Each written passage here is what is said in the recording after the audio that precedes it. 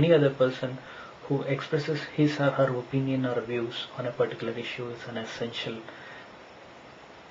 essential ingredient to be mastered by any public health professional. The fourth skill is cultural competency skill,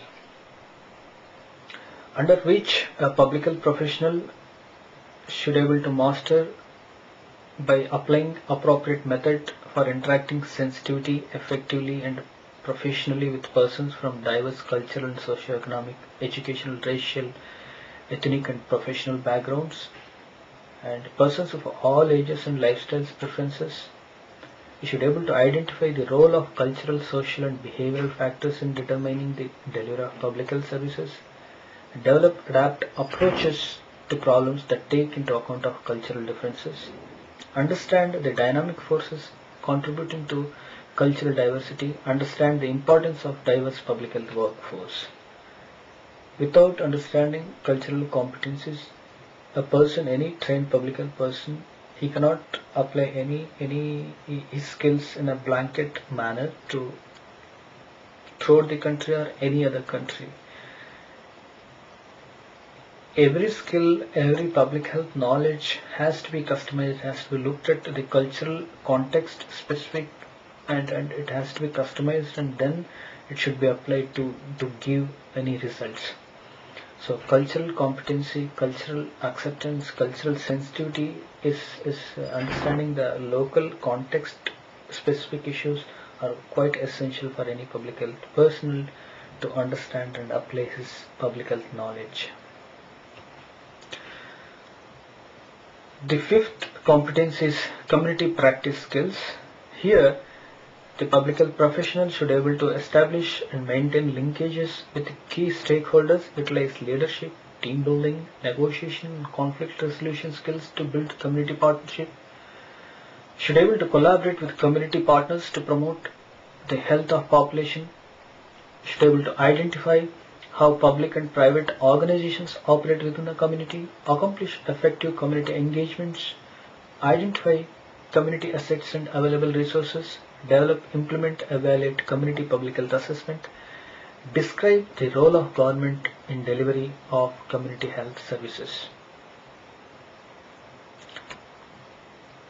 The sixth skill is that basic biological sciences skill, under which a public health professional needs to have the skill of to understand the individuals and organizations' responsibility within the context of public health services.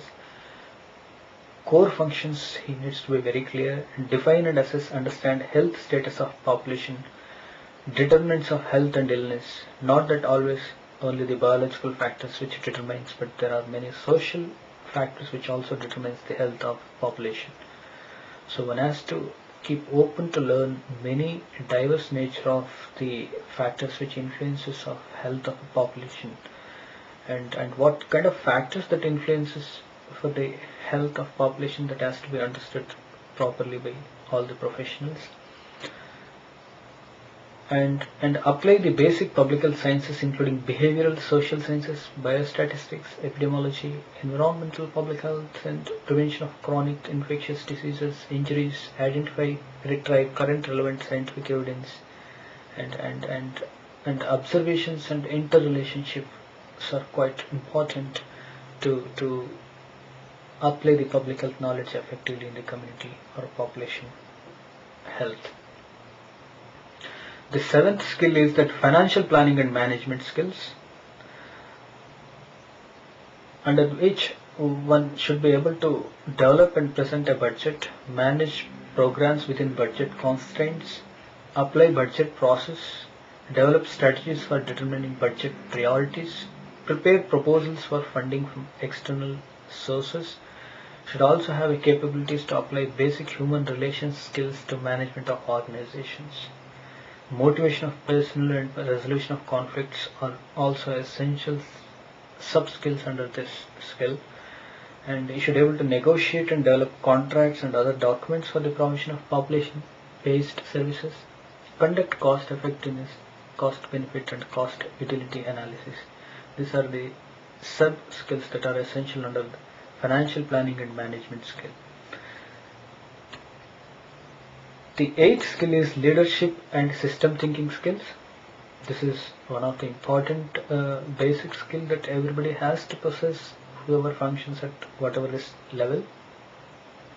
The leadership skill or those that he needs to possess minimum, or he should be able to create a culture of ethical standards within any organization or a community where he functions or she functions. Help to create key values and shared vision. Use these principles to guide action. Identify internal and external issues that may impact delivery of essential public health services. Facilitate collaboration with internal and external groups to ensure participation of key stakeholders. Promote team and organizational learning. Contribute to development, implementation, and monitoring of organizational performance standards. Use legal political system to affect change. Apply theory and organizational structure to professional practice. Leadership skill is there are different styles of functioning in any organization. To be a successful public health professional, possessing some ingredients of leadership skills are quite essential. One has to look at most systematically and more pragmatically and more sustainable how the system can function in a sustainable manner. What kind of initiative that a leadership supposed to take in any stage and any level where he or she functions. They are very essential. These are the skills that every public health professional has to have to accomplish and also to meet the requirements of public health requirements. Thank you.